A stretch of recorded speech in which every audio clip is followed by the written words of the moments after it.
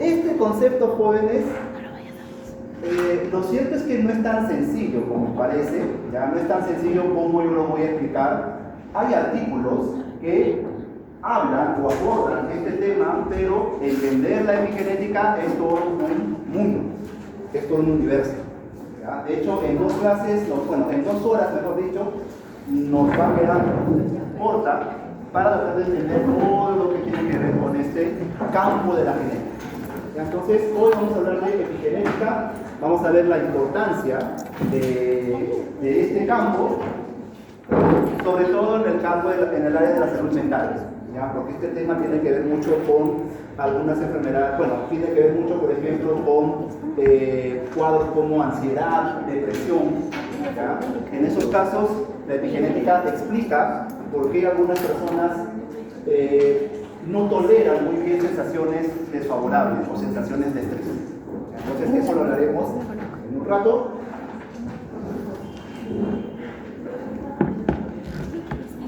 Bueno, entonces ahí vamos a ver algún video. Hay una pregunta que abre, ¿no?, este tema, que dice: ¿crees que se pueden heredar los recuerdos de nuestros padres? A ver, ¿ustedes qué dicen? ¿Creen que podemos heredar los recuerdos de nuestros padres? ¿O es algo que no tiene sentido? No hablamos de genes, proteínas, en ningún momento hablamos de recuerdos, mente. ¿Qué tiene que ver la mente con la genética? Bueno, ahí está esa pregunta. Vamos a ver ese video y luego, ¿no?, vamos a intentar resolver o dar algunas respuestas.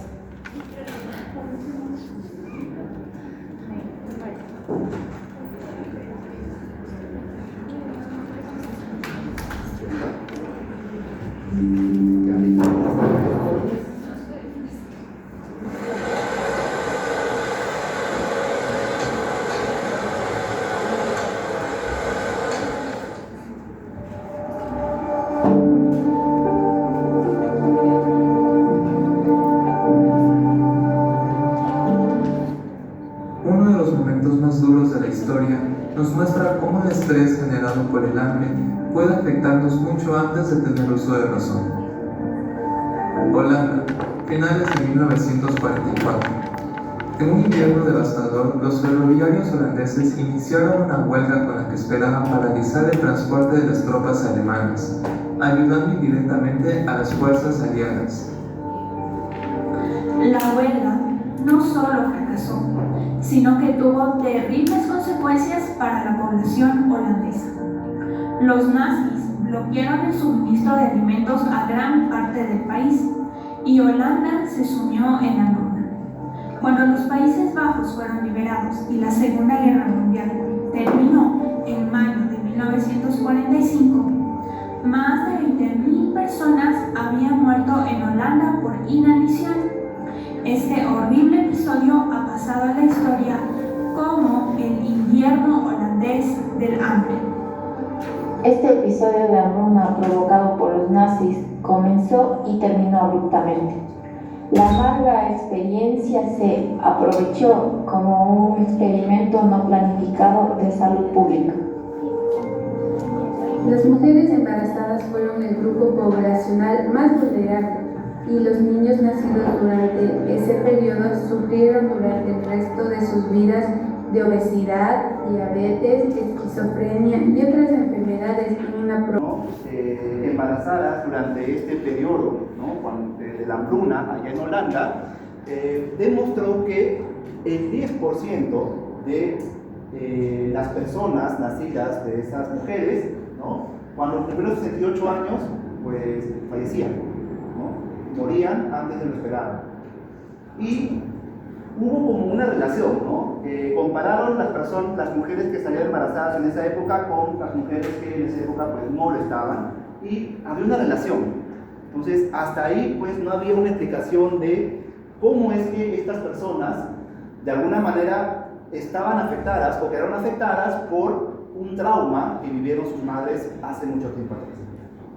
Hoy en día se da una explicación, ¿no? Hoy en día tenemos una posible respuesta frente a esto, y justamente eso tiene que ver con la epigenética. Entonces,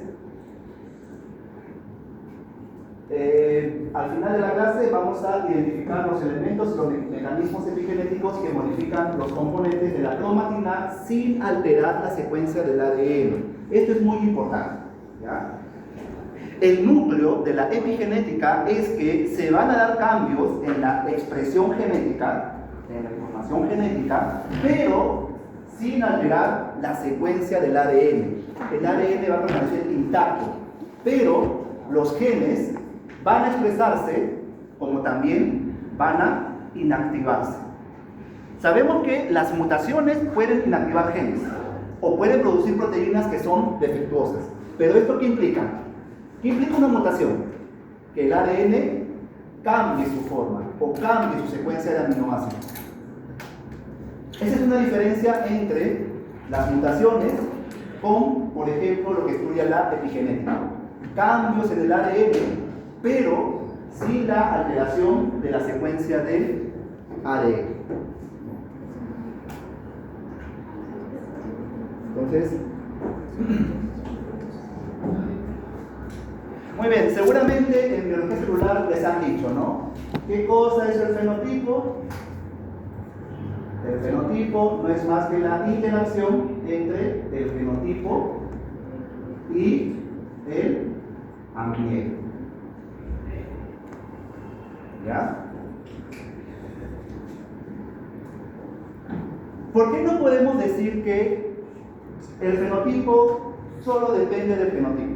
Es decir, nuestros genes, o solamente nuestros genes, son los que determinan nuestra forma, ¿no? O tal vez nuestra personalidad. ¿Por qué se considera al ambiente dentro del fenotipo? Porque de alguna u otra manera nosotros, como seres vivos, somos afectados por ese ambiente. Por ejemplo, yo estoy seguro que si hiciera más calor que ahora, nadie va a estar en el sol todo el día. De hecho, su propio organismo va a hacer que ustedes reaccionen frente a esa condición de mucho calor. Van a buscar sombra, van a querer hidratarse. ¿Qué hace, por ejemplo, frente a una situación donde están ustedes muy presionados? Mañana es un examen y ustedes están así con las horas, ¿no? Con las horas para ese examen y no han estudiado. Estoy seguro que ustedes no se van a sentir bien. Por ahí algunos se van a poner ansiosos, otros se van a poner nerviosos, ¿no? Entonces, de alguna manera, nuestro entorno o nuestro ambiente afecta a nuestros genes. Frente a una situación de estrés, ¿qué va a hacer el organismo? ¿No? Va a liberar cortisol, pero las células tienen que regular o mantener ese nivel de cortisol. Recuerden que el cortisol es una hormona. Es la hormona que está relacionada con el estrés. ¿Ya? Entonces, es eso, chicos. ¿Ya? Nuestro fenotipo, nuestras características, dependen mucho, no solo del fenotipo, sino también de nuestro entorno.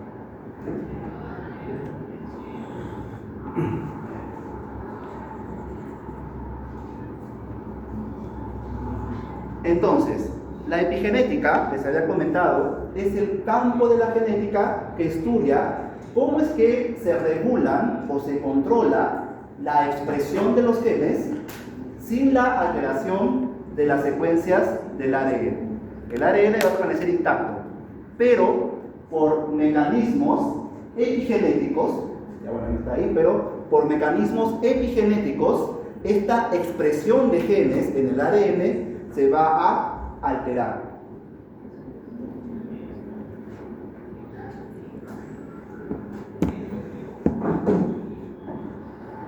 Tal vez, jóvenes, el mecanismo epigenético más conocido y del que vamos a hablar en la mayor parte de la clase es lo que se conoce como la metilación del ADN.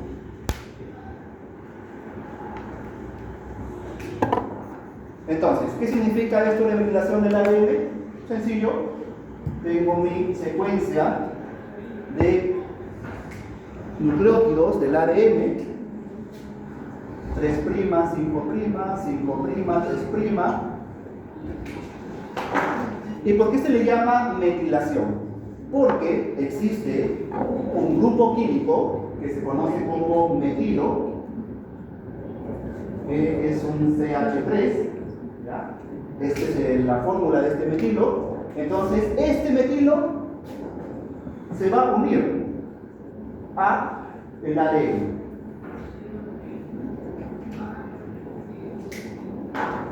¿Y qué va a pasar? En la mayoría de casos, vamos a ver que cuando un metilo o cuando un grupo metilo está asociado a un gen, por lo general lo inactiva. Es como que el gen estuviera apagado. Profe, ¿esto es para siempre? No. A diferencia de las mutaciones, que en algunos casos pueden tener consecuencias irreparables, los mecanismos epigenéticos jóvenes son reversibles. ¿Qué quiere decir?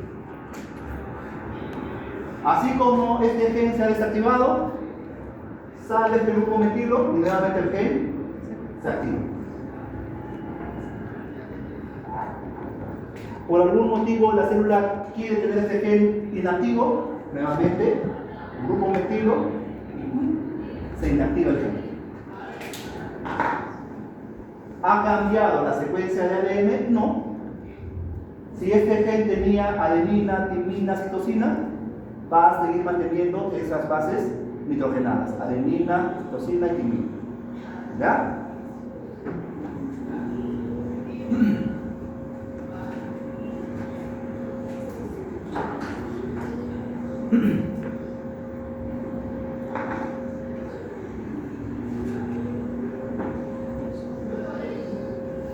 Muy bien, entonces, estas marcas epigenéticas o estos mecanismos de regulación epigenéticos, ¿a qué componentes celulares afectan o a qué componentes celulares influyen? Bueno, ya hemos visto que al ADN. Pero recordemos algo, recordemos que en las células eucariotas el ADN no está solito, sino que el ADN está asociado ¿con quién o con quiénes? Con unas proteínas que se conocen como histonas, ¿no?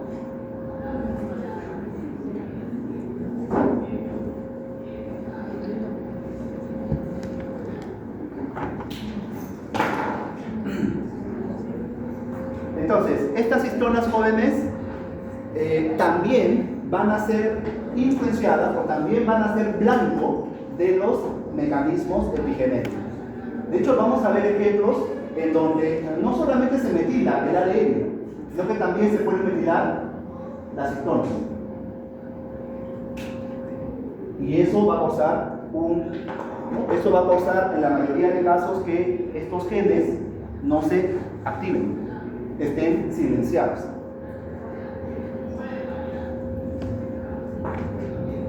Entonces, recordemos, ¿no?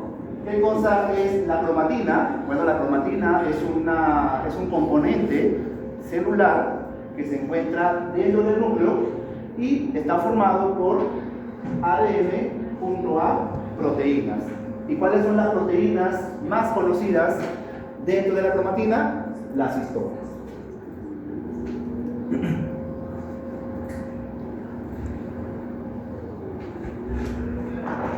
Entonces, la clase yo voy a usar mucho esta expresión, está marcado o está marcado epigenéticamente. ¿Qué quiere decir?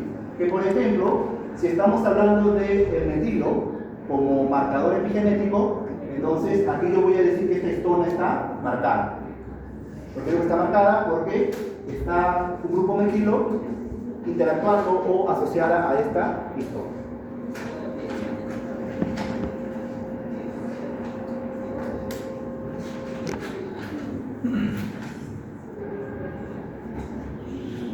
Entonces, ¿qué son las histonas? Las histonas son proteínas que se caracterizan por ser muy básicas. De hecho, hay dos aminoácidos que se encuentran de forma muy abundante en las histonas. Estos aminoácidos son la lisina y la arginina.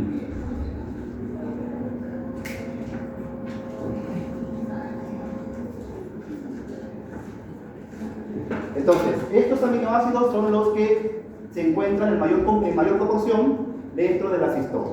Y estos aminoácidos son básicos, ¿no? Recuerdan en sus clases de bioquímica, estos aminoácidos son básicos y por lo tanto, esto le da esa característica básica a estas histonas. Las histonas son policatiónicas. ¿Qué quiere decir? Que tienen, digamos, en su estructura varios iones positivos o cargas positivas. ¿Y por qué las histonas tienen carga positiva? Eso también ustedes lo pueden deducir.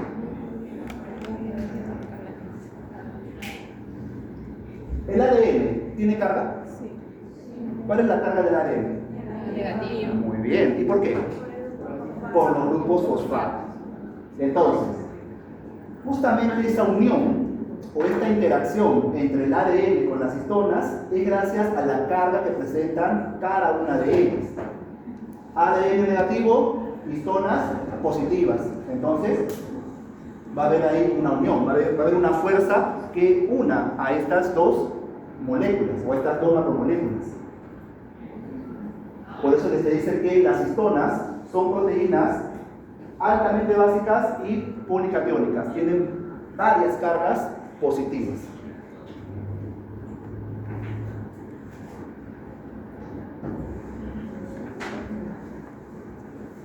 Las histonas jóvenes sabemos son importantes porque gracias a las histonas, el ADN se va a enrollar. Algo así. Este es el ADN y el ADN se va a enrollar en este grupo de histonas. Esto de acá, jóvenes, se conoce como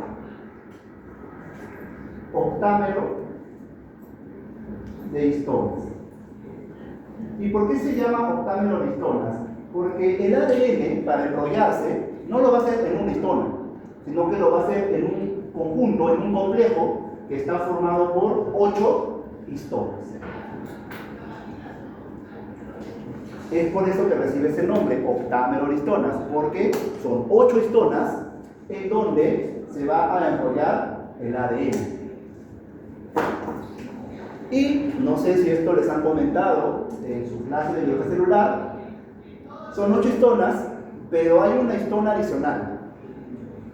Hay una histona externa. Por ejemplo, si este es el ADN y este es mi octámero de histonas, más o menos fuera de este octámero hay una histona externa, que por lo general se le conoce como H1. Ahora, ¿para qué sirve esta histona externa? ¿O cuál es la función de esta histona externa en esta estructura? Sabemos que el octámero es en donde la cromatina se va a enrollar, en donde el ADN se va a enrollar. Pero ¿para qué sirve entonces esta histona externa? Para dividir. No, pero... Ustedes han comprado pan de molde, ¿no? Sí. Está en el pan de molde, A mí no me su gusta. estructura, y en la parte anterior de este pan de molde, seguramente han visto ahí como una especie de tirita, un alambre, Ah, sí. que cuando ustedes quieren abrir su pan, allá giran su alambre y la bolsa se abre. Ya comí mi pan, agarro el alambrecito y nuevamente lo ajusto. Ajá. ¿Ya? Muy parecido es la función de esta histona externa. Va a funcionar como un regulador de la condensación del ADN o del enrollamiento del ADN. Claro, no va a girar, sino que en este caso como el ADN tiene que ser replicado o tiene que ser transcrito, el ADN no puede estar tan enrollado. En esos casos tiene que liberarse, tiene que estar suelto. Y ahí participa esta H1. ¿Ya? Va a regular el enrollamiento del ADN. Y entonces, ya para terminar esta idea, ¿cómo se llamaría este conjunto de ADN más el octámero más la H1? ¿No? Todo esto de aquí, jóvenes, formaría lo que se conoce como nucleosoma. El nucleosoma. Entonces, ¿qué es el nucleosoma? Es el primer nivel de empaquetamiento del ADN. Cuando sale ese video. Entonces, recordemos, ¿no? Nuestro ADN está enrollado ¿Qué pusieron, verdad? ¿Qué en cantaste? estos octámeros, ¿ya? Algo así. Entonces, esto de acá sería un nucleosoma. Acá también tengo otro nucleosoma. ¿Ya? Entonces, es la mínima unidad de enrollamiento del ADN o de empaquetamiento del ADN. Somos grupo 5, síndrome de ¿Y cuál es la máxima unidad? y envío. ¿Cuál sería ese máximo nivel de condensación al que llega el ADN? El cromosoma. ¿No? Entonces, todo esto de acá se va a ir enrollando ¿Cómo se llama? y va a formar a los famosos cromosomas. ¿No?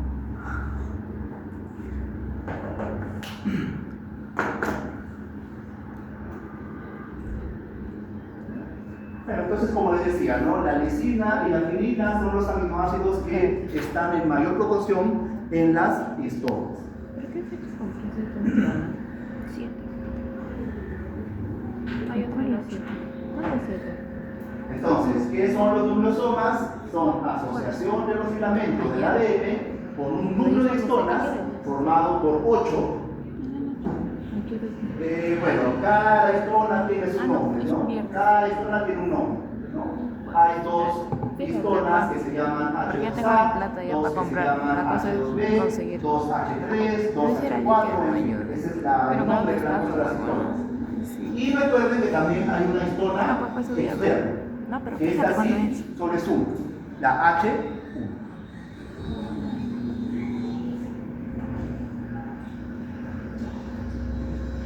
¿Tú vas a dejar jugar? No me iba. Jóvenes, aquí preguntas, consultas, interrogantes, algo que no quedó claro. 40. ¿Sí? Dime.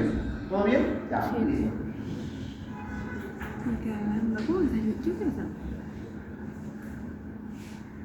Ayer, ¿por qué hora saliste? Ah, yo solo por si yo salgo temprano. Bueno, aquí, ¿no? El ADN, acá tengo mi núcleo de histonas, o también llamado octámero de histonas, es aquí donde se va a enrollar el ADN. Aquí inclusive está señalando la histona H1. Entonces, esto de acá, o esto de acá, es un nucleosoma. Todo esto, digamos, se va a ir alargando. Bueno, esto ya ustedes por su clase lo conocen, el solenoide, ¿no? Esto se sigue enrollando hasta finalmente llegar al máximo nivel de empaquetamiento del ADN que se conoce como cromosoma.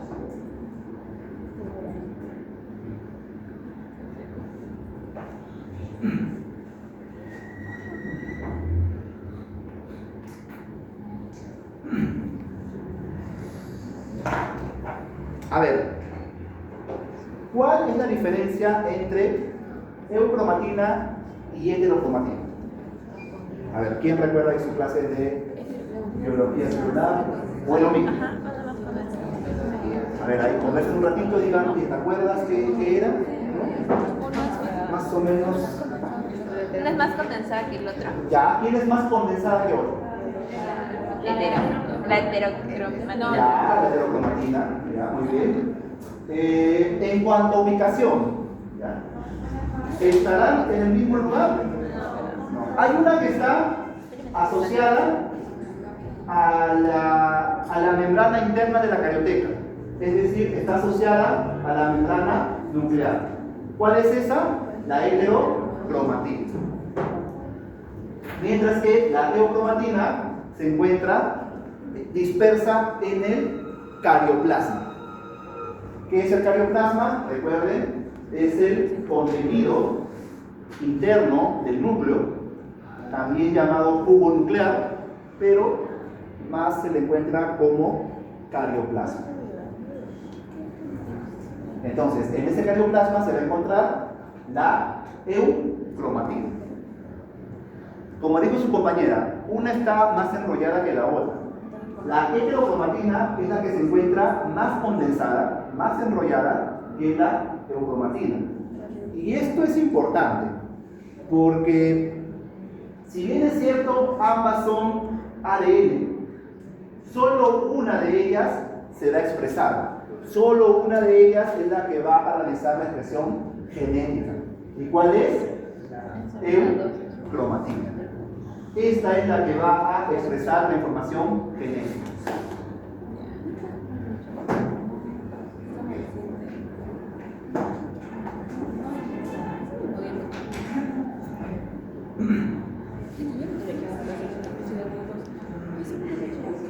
Bueno, todos sabemos que los glóbulos rojos son células que no tienen núcleo.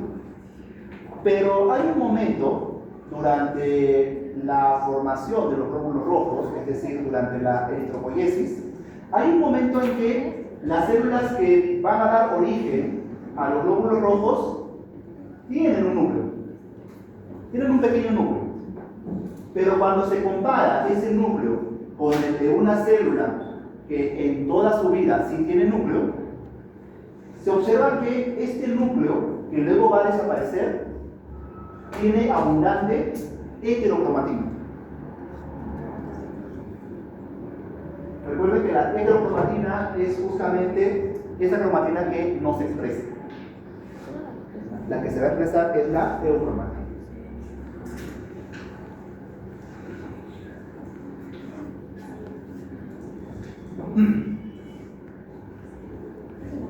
Bueno, esto ya es adelantarse a justamente un tipo de mecanismo epigenético. En algunos casos jóvenes, esta heterocromatina se va a convertir en eucromatina. Esto, como les digo, es un mecanismo epigenético, que vamos a verlo después. Aquí, bueno, está adelantado, pero lo que les quiero indicar en esta diapositiva es que hay una heterocromatina que se va a convertir en eucromatina, y esta heterocromatina se conoce como heterocromatina facultativa. Es decir, esta heterocromatina puede convertirse en eucromatina y nuevamente regresar a una heterocromatina. Es decir, el cambio es reversible. A diferencia de la heterocromatina constitutiva, que en toda la vida de la célula, ¿no?, siempre va a ser heterocromatina. Entonces, dos tipos de heterocromatina: la constitutiva y la facultativa.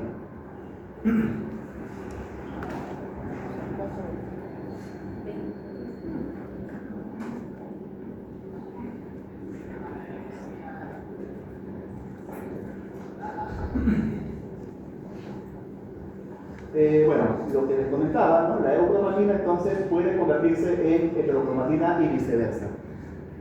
¿En qué momento de la célula es necesario esta conversión? ¿En qué momento de la célula es necesario que esta heterocromatina se convierta en eucromatina? Sencillo, durante la llamada diferenciación celular.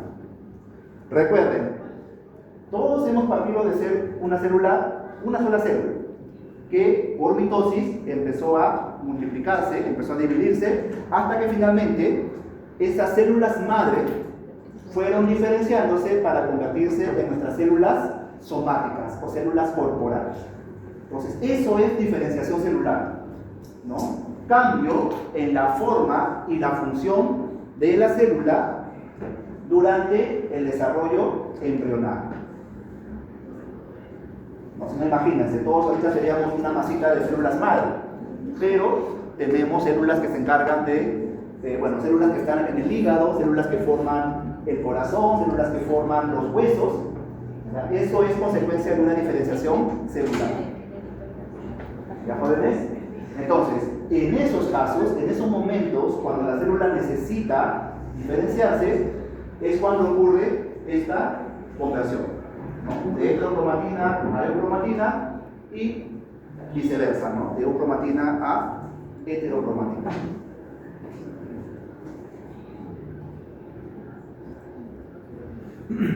Jóvenes, hasta acá, preguntas, consultas, interrogantes. ¿Todo claro? ¿Más o menos?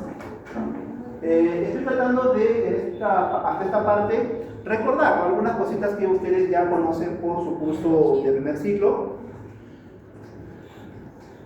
Entonces, si no hay preguntas, si no hay consultas, ¿no? A ver, voy a tomar lista antes que me olvide.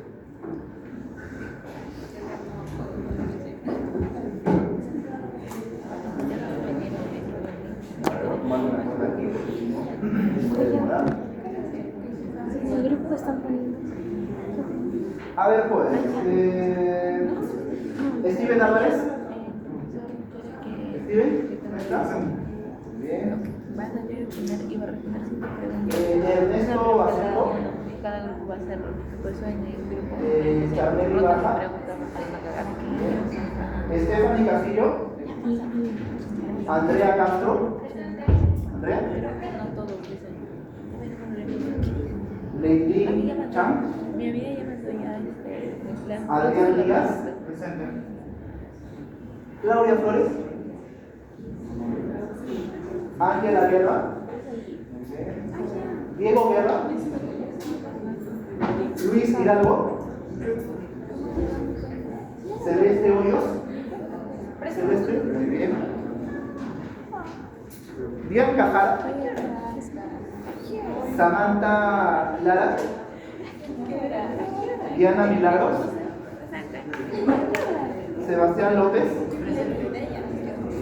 Ariana Manca. Joseph Margarito. Joseph Mena.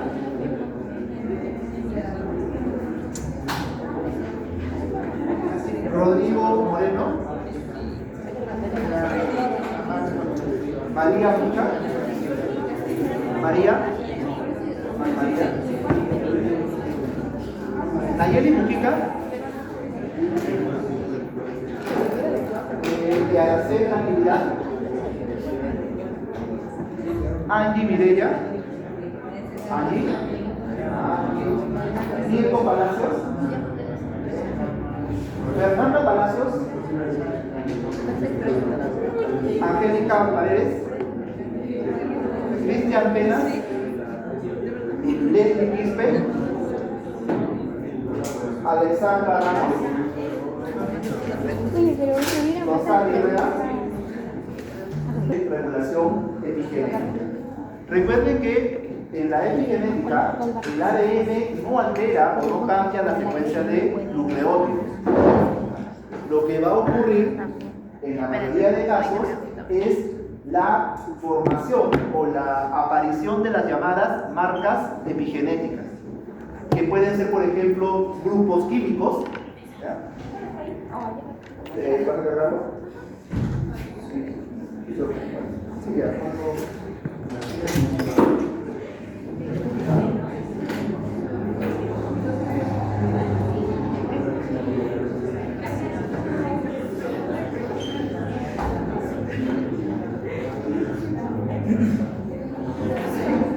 Ya, entonces como les decía, este ADN entonces no va a alterar su secuencia de aminoácidos, de nucleótidos, sino que lo que va a ocurrir es la aparición de las llamadas marcas epigenéticas, ¿no?, que son grupos químicos que van a alterar la expresión de los genes. Entonces vamos a hablar de algunos de ellos, ¿no?, como la metilación del ADN, la modificación química de las histonas. Esto ya, se adelanta un poco, ¿no?, la conversión de la heterocromatina, la inactivación del cromosoma X y la impronta genética.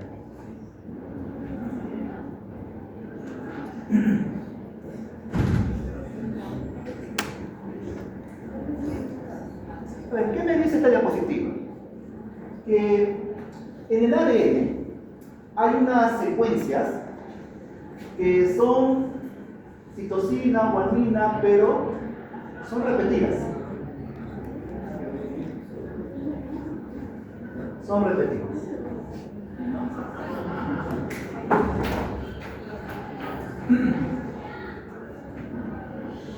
Además, estas bases, citosina, guanina, están unidas por un fosfato. Un fosfato.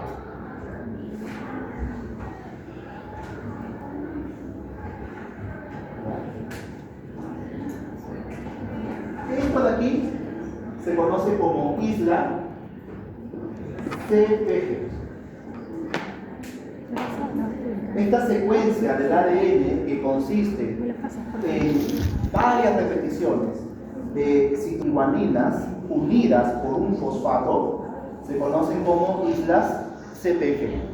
Ahora, ¿qué tiene que ver esto con la metilación del ADN? Que justamente estos grupos metilos van a unirse o van a interactuar con las citosinas de las islas CPG. Si esta secuencia de acá es parte del llamado promotor, ¿ya? La secuencia que va a dar inicio a la transcripción, entonces, cuando esta porción del gen, el promotor, esté metilado, lo que va a ocurrir, ya ustedes se imaginarán, es que no se va a expresar el gen. ¿Ya? Ese gen va a estar inactivo, va a estar apagado. ¿Esto es permanente? No, porque una vez que se desmetila, una vez que salen esos grupos metilos, el gen ya puede ser expresado. ¿Ya, jóvenes? Hay una enzima que participa justamente en la transferencia de grupos metilos a estas islas CPG. Esta enzima se conoce como metiltransferasa.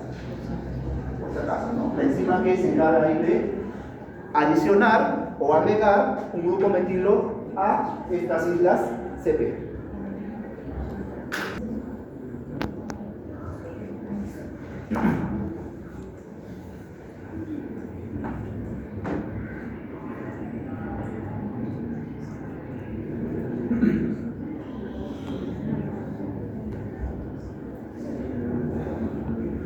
En este cuadro tenemos acá un conjunto de enzimas metiltransferasas, ¿no? Enzimas que van a adicionar un grupo metilo a estas islas CPG. Y en los seres humanos, la más conocida es esta metiltransferasa de acá, la DNMT3, es su nombre, ¿ya? Es una enzima metiltransferasa, la más conocida en seres humanos porque participa en el desarrollo embrionario. Recuerden que durante el desarrollo embrionario hemos comentado, ¿no?, que así como la conversión de la heterocromatina a eukromatina, ¿ya?, también vamos a ver bastantes casos de metilación y desmetilación. ¿Por qué? Porque los genes tienen que estar no solamente expresándose, sino que también tienen que estar inactivándose para que las células puedan diferenciarse. Entonces, esta enzima, que es la que marca en su diapositiva, es la más conocida o la que, ¿no?, participa durante el desarrollo embrionario en seres humanos.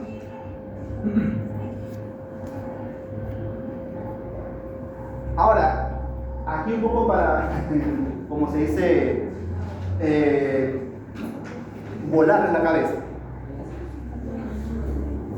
Esta enzima, como tal, no va a pasar grupos metilos a las islas CPG.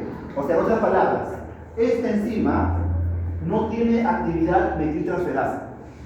Entonces, pero me ha dicho usted que es una... Sí, en teoría, esta es una enzima que pertenece al grupo de las metiltransferasa, pero como tal no tiene actividad metiltransferasa, sino que esta enzima lo que va a hacer es promover, ¿no? Va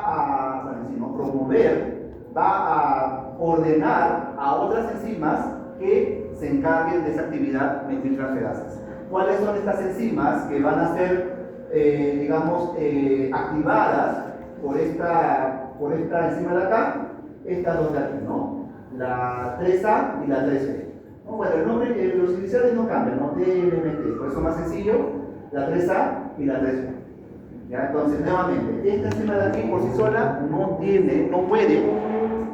puede, digamos, adicionar estos grupos metilos, sino que va a ayudar o va a promover que estas enzimas de acá sean las que adicionen grupos metilos al ADN.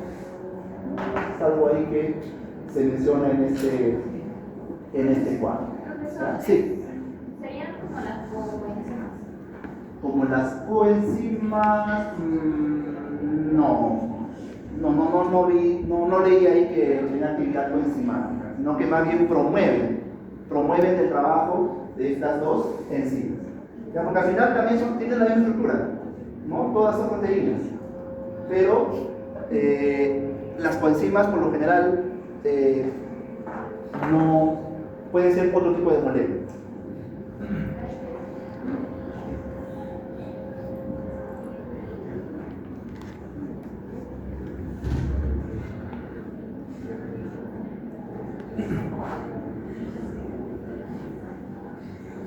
Bueno, esto de aquí les había explicado, ¿no?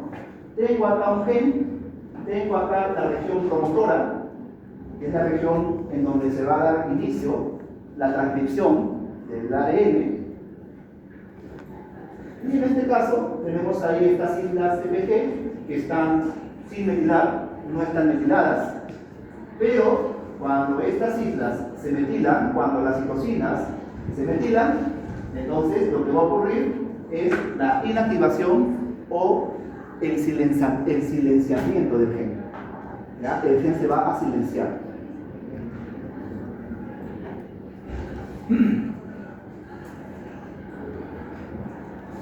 En algunos casos es necesario que esta inactivación perdure o se mantenga después de la replicación. Ahí entonces no hay problema. Cuando ocurre la replicación, ¿no? Como en este caso, esta metilación se va a mantener. No es que, profe, si se metila nuevamente orgánico de arriba, no.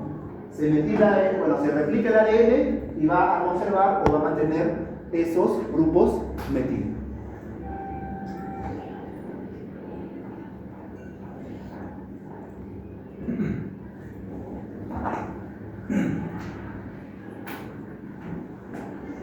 Entonces, la metilación, así como otros factores epigenéticos, participan en lo que conocemos como diferenciación celular.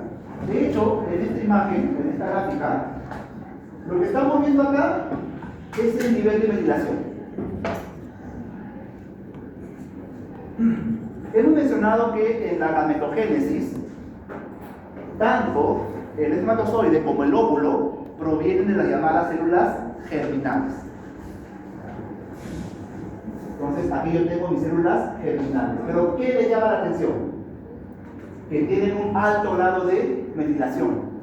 Hay bastantes grupos metilos asociados o unidos al ADN de estas células primordiales. Pero cuando estas células tienen que diferenciarse o tienen que convertirse, por ejemplo, en espermatozoides en óvulos, vamos a ver que el nivel de metilación baja y nuevamente empieza a subir. Entonces, eso es lo que me está explicando esta gráfica, que durante la diferenciación de estas células germinales vamos a ver cambios en el nivel de metilación. Cuando empieza la diferenciación, entonces estos niveles bajan y nuevamente empieza a subir. Como les digo, el ADN no se altera, el ARN no cambia su estructura, sino que simplemente estos grupos metilos se adhieren y luego se eliminan.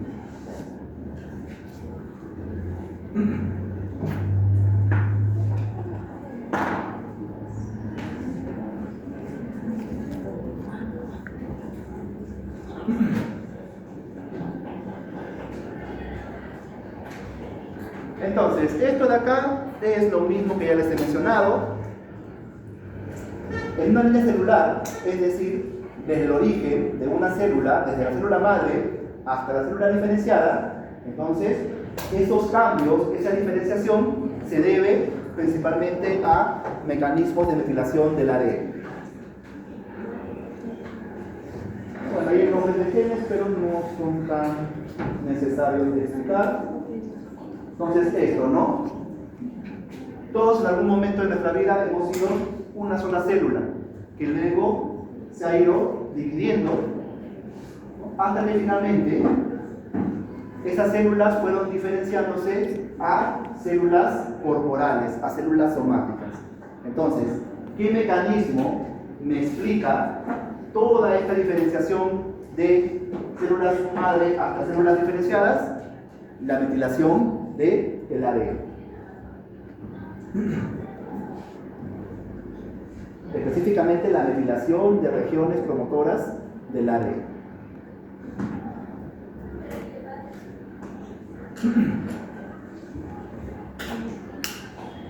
Hasta acá, ¿alguna pregunta, alguna consulta, jóvenes?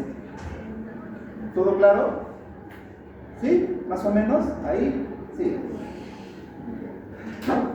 Yo sé que estudiamos ahí hay mucha información, como les digo, por un tema de tiempo estoy tratando de acabar antes de las 3:20, si es posible.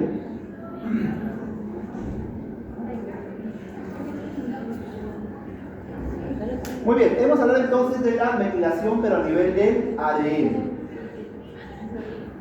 Vamos a hablar ahora qué pasa con las histonas.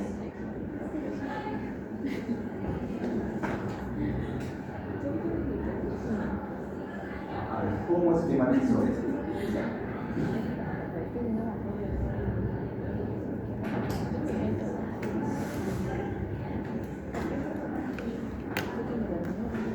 Jóvenes, las histonas son proteínas. Y estas proteínas, en realidad, son una secuencia de aminoácidos.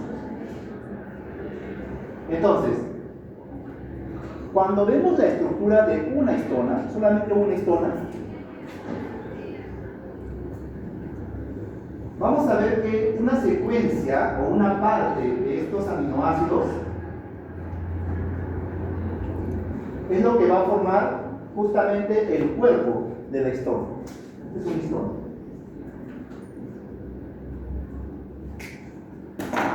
Entonces, parte de la secuencia de aminoácidos que forma una histona es la que va a formar el cuerpo de la histona. Cuando ustedes ven las imágenes, esa forma medio de disco que tienen las histonas, algo así. Entonces, en realidad, no es que así se vean las histonas, sino que por un tema de didáctica lo dibujan así. Pero recordemos que esto es una proteína y que está formada por aminoácidos que, bueno, se doblan, se pliegan, por ahí su alfa hélice, su lámina beta, ¿no? Estos aminoácidos se pliegan y forman el cuerpo del histona. Pero hay una secuencia que no se dobla ni nada, es como si fuese una colita del histona.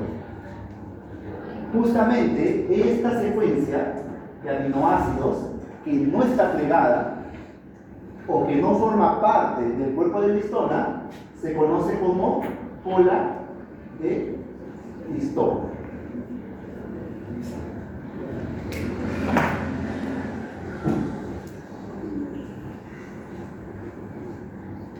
Y recordemos, jóvenes, en un aminoácido, mejor dicho, en una cadena de aminoácidos, vamos a encontrar dos extremos. Vamos a encontrar dos extremos. el extremo N y el extremo C. ¿Por qué se le llama N? ¿Qué hay aquí? ¿Ya? ¿Y cómo se llama eso? Grupo amino. Y aquí hay un grupo carboxilo. Entonces, esto es una secuencia de aminoácidos, solo que hay una parte que no está doblada, no está plegada, y otra parte que sí, y que justamente es el cuerpo de la histona. En el caso de la cola de histona, este es el extremo N.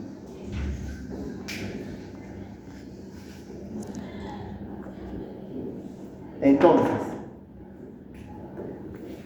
así como el ADN se puede metilar, también se pueden metilar los aminoácidos que forman la cola de histonas. Este aminoácido, por ejemplo, puede estar metilado. Este también puede estar metilado.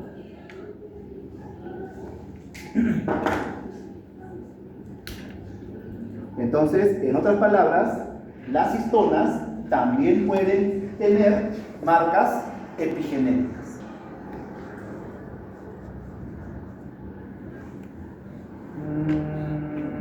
Ya.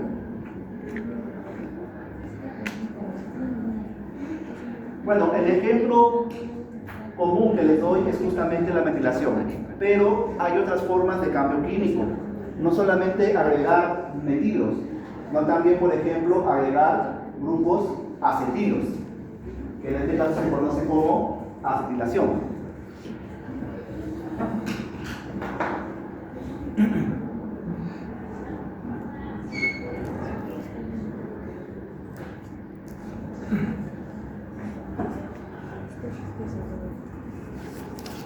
Muy bien, yo justamente al principio les comenté. Hay dos aminoácidos que son los más abundantes en las histonas. Estos son la lisina y la arginina. Ahora, ¿qué tiene que ver esto con las marcas epigenéticas en las histonas? Que justamente esas lisinas que se encuentran en la cola terminal son las que van a tener las marcas epigenéticas.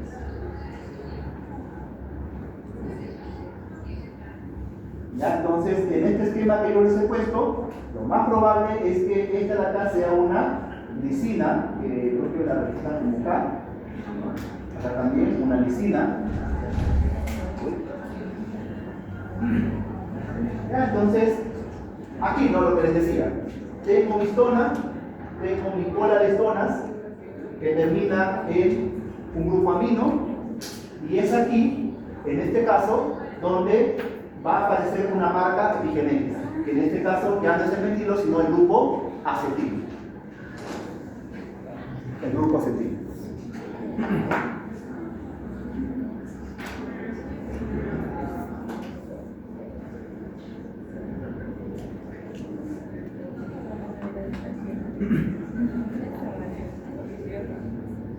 La acetilación va a estar presente en aquella cromatina que puede expresarse, que puede activar sus genes. En cambio, aquella cromatina que no va a expresar sus genes no está acetilada, sino que va a estar metilada. Entonces la metilación acá es sinónimo de que no ocurre, de que es inactivo. Nuevamente, la cromatina que va a poder expresar sus genes es una cromatina que va a estar con sus histonas acetiladas. Pero la cromatina que no va a expresar sus genes es aquella cromatina que va a estar con las colas de histonas metiladas.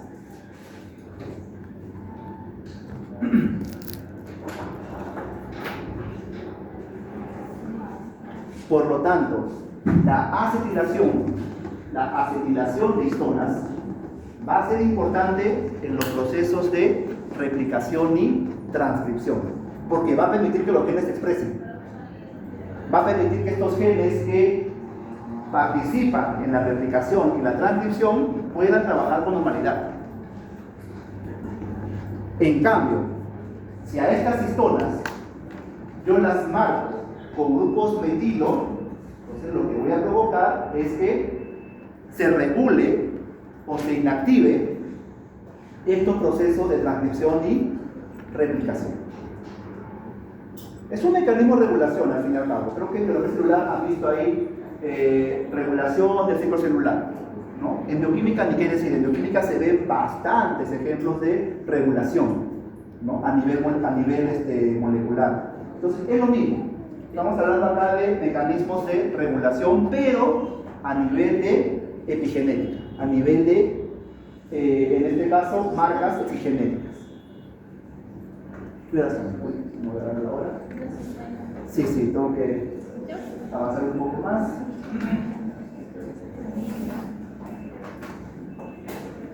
Ya, entonces, aquí, por ejemplo, lo que ya les decía, ¿no? Tengo mis histonas, tengo acá sus colitas de histona, y estas colas están acetiladas. Por lo tanto, en este caso, ¿no? va a permitir la replicación del ADN.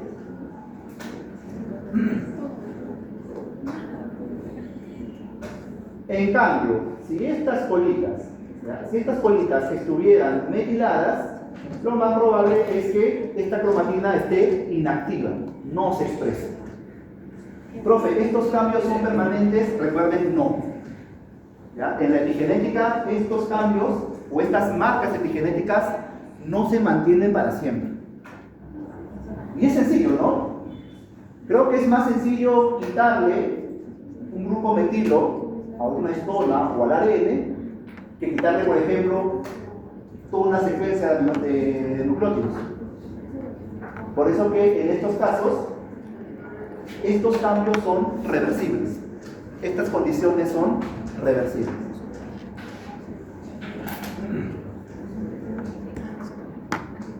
Aquí, por ejemplo, ¿no? ¿Qué me dice la diapositiva?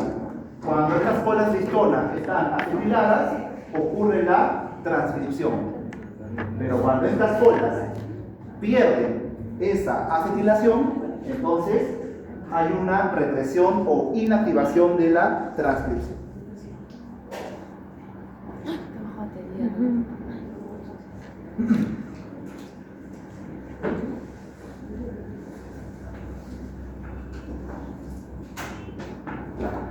A ver, esta parte de acá, jóvenes, es terminología. ¿Ya? Lo más probable es que ustedes, cuando revisen artículos, encuentren una forma de terminología que puede parecer difícil, pero no lo es tanto. Por ejemplo, yo tengo esto de acá, ¿no? H3, K4, ME3. ¿Ya? Entonces, ¿qué me está diciendo esta terminología? Que en el aminoácido, ¿no? en la lisina 4 de la histona 3, hay 3 grupos metil. Otro ejemplo: H3, K36, ME1, por ejemplo. ¿Qué quiere decir esto? Que en la lisina 36 de la histona 3 hay 2 grupos metil. Aquí, H3, K4, M3. En la lisina 4, ¿ya? de la histona 3, hay 1, 2, 3 grupos metilos. Es lo que me está diciendo esta terminología.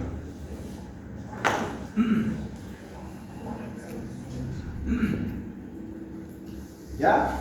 Entonces, si es que por ahí encuentran, ¿no? en sus artículos, en lo que están ustedes buscando ahí para sus casos o para su infografía, si encuentran esto, ya saben a qué se refiere, ¿no? Entonces, ¿qué me está diciendo esto? En el aminoácido 4 de la histona 3 hay 2 grupos metilos. O bueno, ya si ustedes quieren ser un poco más técnicos, pueden decir, ¿no? La lisina 4 de la histona 3 está bimetilada. Si fuese 3, está trimetilado. Y si fuese 1, está monometilado. Bueno, son, como les digo, terminologías, nomenclaturas que, por si por ahí hay un artículo que les da esa información, ya saben, ¿no? Ya no van a asustarse cuando vean este tipo de terminología.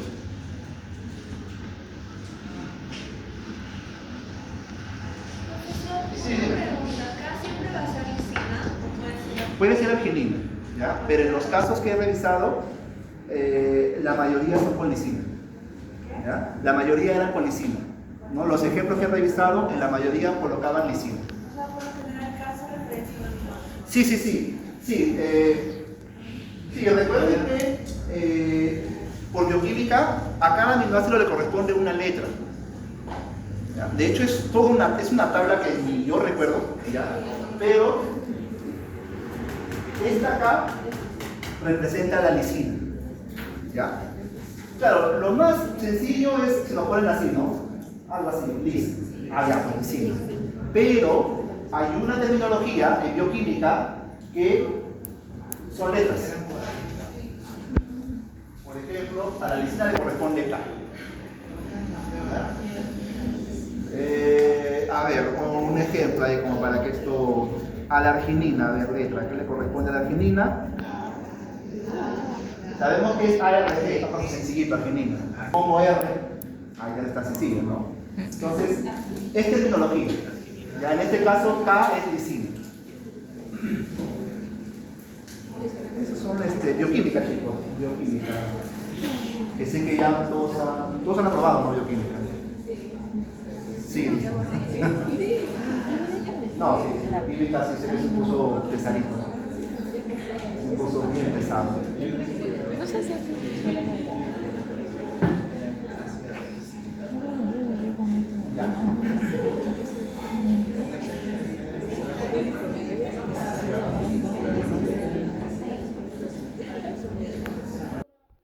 Vamos a trabajar solo. En conjunto con otra proteína, o mejor dicho, con un conjunto de proteínas que se llaman proteínas de alta movilidad. ¿Ya? Entonces, estas proteínas de alta movilidad, junto con la histona H1, junto con la histona externa, van a participar en la regulación del arrollamiento de la cromatina.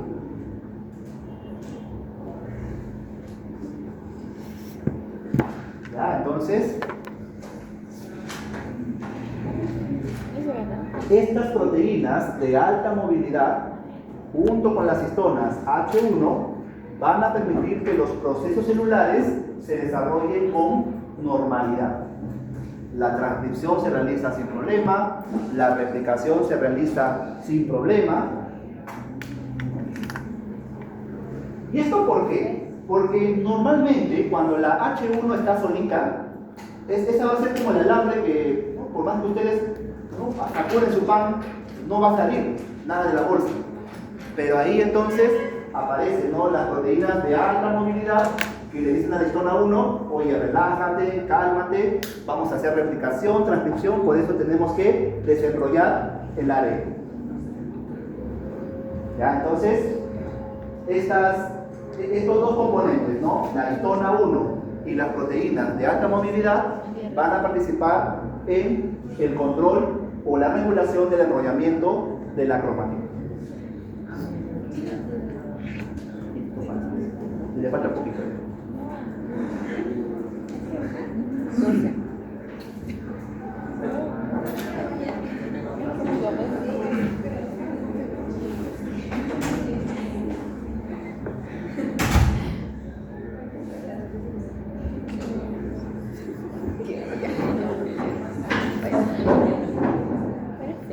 Chicos, y a estas alturas ya de la clase, con todo lo que les he explicado, ¿sí?, sabiendo que la heterocromatina es la cromatina que no se expresa, que está inactiva, ¿ustedes qué pensarían de la heterocromatina? Nuevamente, a estas alturas de la clase ya hemos dicho, bueno, les he comentado que La heterocromatina es la cromatina que no se expresa, que está inactiva, que está silenciada. Entonces, ¿qué infieren ustedes, qué deducen ustedes que está ocurriendo con esta heterocromatina? Hemos dicho ahí que hay un grupo químico que cuando se une al ADN, ¿no? o a este gen promotor que está en el ADN, inactiva la expresión del gen. Entonces la heterocromatina está metilada. Es por eso que, claro, en biología básica decimos, la heterocromatina no se expresa, está inactiva, pero ya no damos explicación, porque si no, a los estudiantes, ¿no? Pero ahora que estamos llevando genética, podemos decir que la heterocromatina está metilada. Por eso es la cromatina que no expresa, que tiene sus genes inactivos.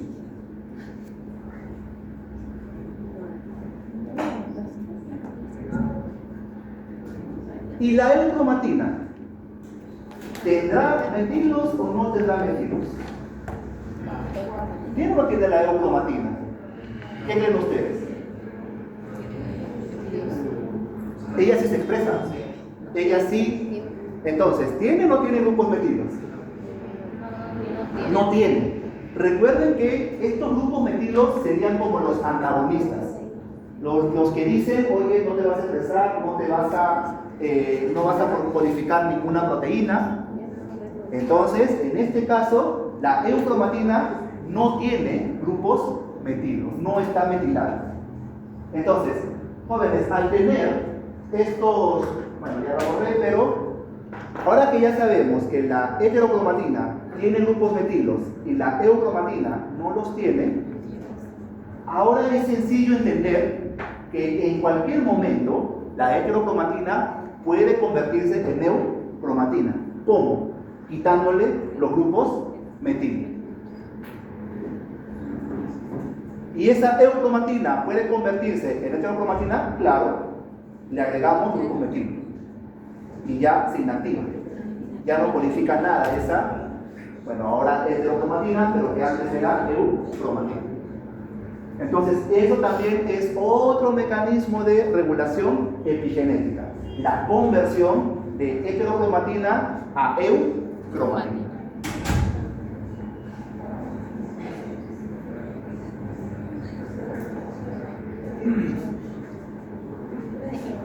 Entonces, eucromatina, heterocromatina. Eucromatina, ADN no metilado, y además sus histonas están acetiladas. En cambio, la heterocromatina tiene estas islas CpG metiladas y las histonas no tienen grupos acetilos. ¿Puede haber un cambio de una a la otra? Sí, sí pueden haber cambios. ¿Ya? De hecho, estos cambios son reversibles y ocurren principalmente en la diferenciación celular. Cuando las células están modificándose, están cambiando para convertirse en células somáticas, en células corporales.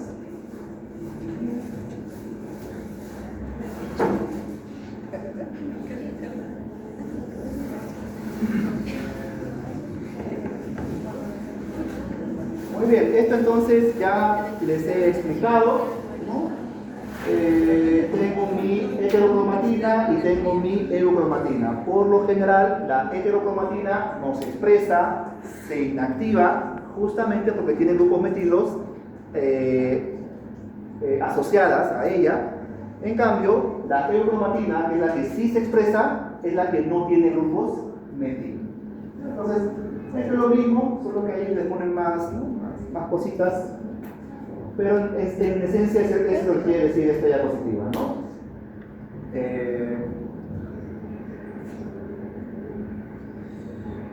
Ya, sí. Vamos a dar más explicación.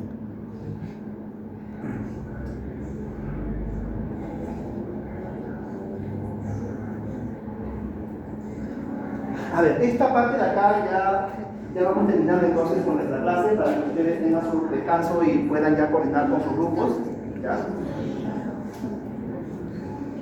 Hasta el momento, jóvenes, hemos hablado entonces de ADN metilado, histonas metiladas, heterocromatina que se convierte a eucromatina y viceversa.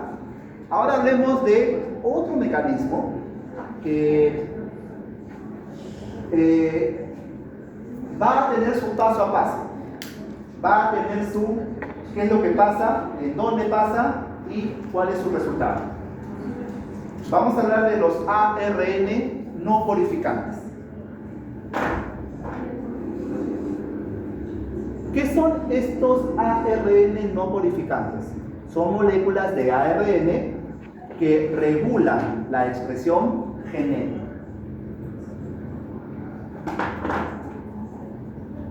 ¿Y cómo hacen eso? ¿Cómo es que estos ARN no purificantes regulan la expresión genética? Lo pueden hacer de dos formas. Se unen al ARN mensajero y bloquean su traducción, o interfieren en la transcripción del ARN. ¿Ya? Entonces, nuevamente, ¿cómo es que estas ARN no purificantes regulan o controlan la expresión genética? Primero, se unen al ARN mensajero y bloquean su traducción. Es decir, ya no se pueden convertir en aminoácidos. Y otra forma es que estos ARN van a interferir, ¿no? Van a interferir durante la transcripción del ARN. Bueno, ahí un poco repasando esta parte, yo diría que son como el perro del hortelano. ¿Han escuchado esa frase?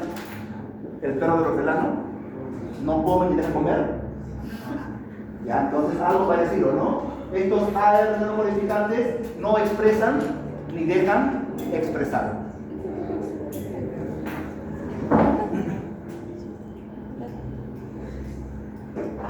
A ver, jóvenes, rápidamente. Vamos a ver un caso de ARN no purificante que es el microARN. Entonces, estos microARN provienen de genes que se encuentran en el ADN. Entonces, luego de la transcripción, se va a formar una molécula precursora llamada, se llama primi-ARN. ¿Ya? Primi-ARN, ¿no? Entonces, acá tengo el gen que está en el ADN, se transcribe y lo primero que va a formar es una molécula que se llama ARN, ¿ya? Primi-ARN, así se llama. Aquí participa una primera enzima. Esta primera enzima lo que va a hacer es cortar este primi-ARN y lo va a convertir en otra molécula precursora que se conoce como premi-ARN. Entonces, de primi paso a premi. ¿Cómo se llama esta enzima?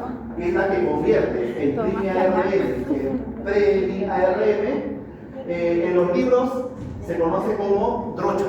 Así se llama esa enzima.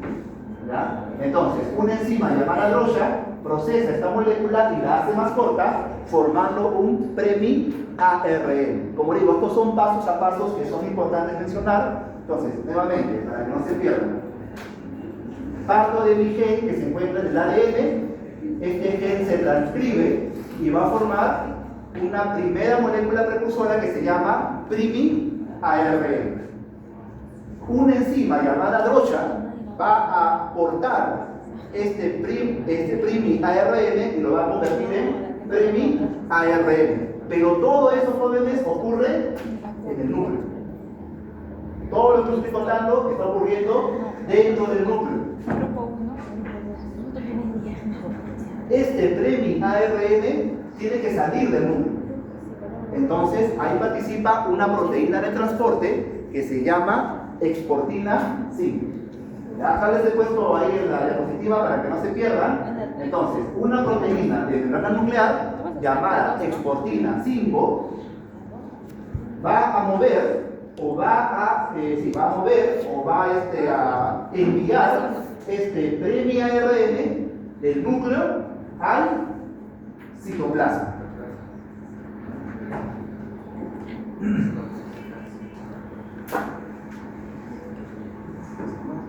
Hasta ahí, jóvenes, todavía no se forma el microARN.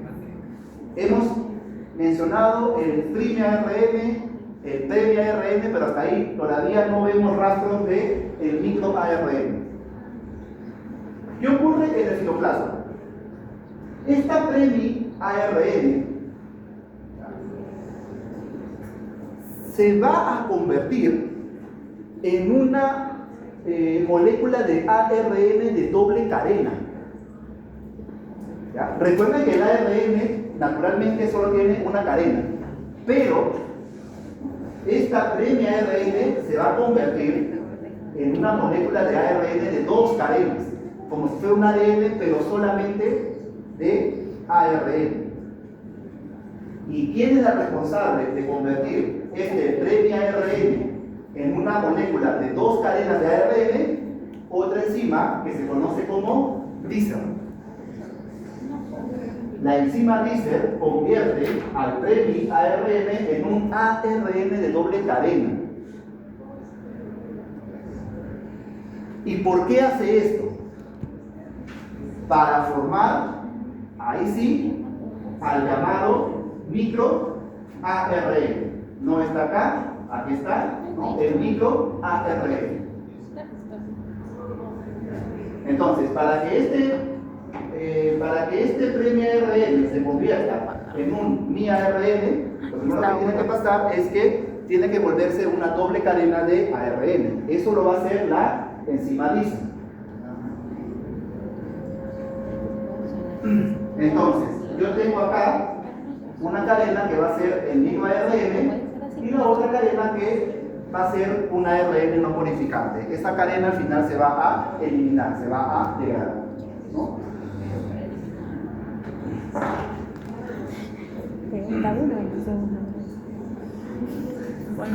Jóvenes, hasta aquí entonces tengo mi microARN, pero este microARN no es el que va a bloquear o no es el que va a interferir en la transcripción del ARN.